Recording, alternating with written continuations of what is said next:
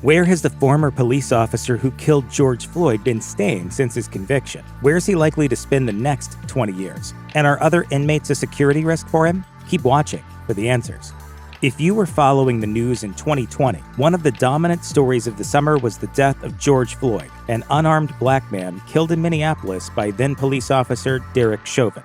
Video showed Chauvin kneeling on Floyd's neck for nearly 9 minutes, even as Floyd continued to insist that he couldn't breathe. If you haven't heard the story, on May 25, 2020, Minneapolis police received a call from a convenience store alleging that Floyd, who was 46, purchased cigarettes with a counterfeit $20 bill. When officers arrived on scene minutes later, the situation escalated, resulting in Chauvin kneeling on Floyd's neck while bystanders videoed the incident. The video of Floyd's death sparked international outrage. The Minneapolis Police Department fired all 4 officers who were on scene. Prosecutors later announced that Chauvin was facing third-degree murder and second-degree manslaughter charges, with a second-degree murder charge added later. This is by far the fastest we've ever charged a police officer. Chauvin was held in police custody for several months following his arrest. According to Insider, Chauvin was housed at the Minnesota Correctional Facility at Oak Park Heights, where there was a segregation facility that could keep him safe from other inmates. Chauvin is at heightened risk of violence from other inmates because he's a former police officer and convicted murderer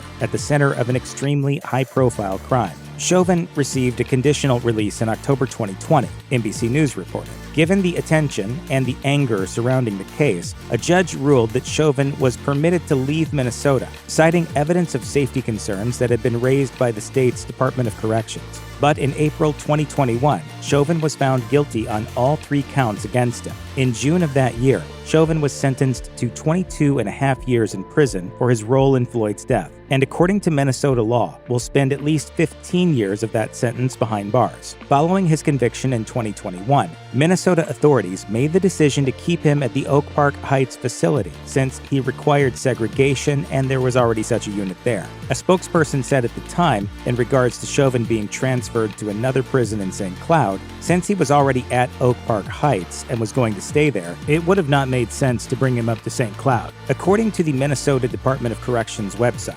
administrative control facilities such as the one in Oak Park Heights are not intended to be punitive, but to protect the inmates. In such facilities, guards check in on inmates at least once every 30 minutes, and inmates get regular mental health evaluations. Reading materials and personal correspondence are allowed unless they're deemed to be a safety risk. The Associated Press reported that Chauvin's 10-foot by 10-foot cell had white cinder block walls, a metal toilet and sink, and narrow windows. He's allowed out to exercise, alone, about an hour each day. He's also allowed up to 3 non-contact visits each week. In 2022, Chauvin also pleaded guilty to federal charges for violating the civil rights of Floyd and a 14-year-old boy. In July, he was sentenced to an additional 21 years in prison for those charges. Both sentences will be served concurrently. According to ABC News, Chauvin requested, as a condition of his plea, that he be incarcerated in a federal prison rather than a Minnesota state prison. As a result of this request, Chauvin is required to spend more time behind bars. The deal specified that the minimum time he would spend in a federal prison was 20 years, as opposed to the 15 years he would have had to spend in a state prison.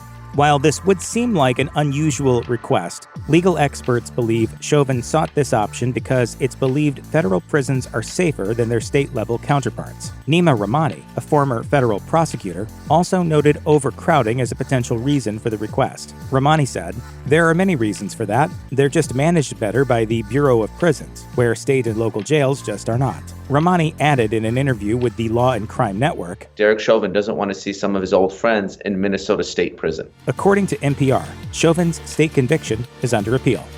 Check out one of our newest videos right here. Plus, even more grunge videos about people in the news are coming soon. Subscribe to our YouTube channel and hit the bell so you don't miss a single one.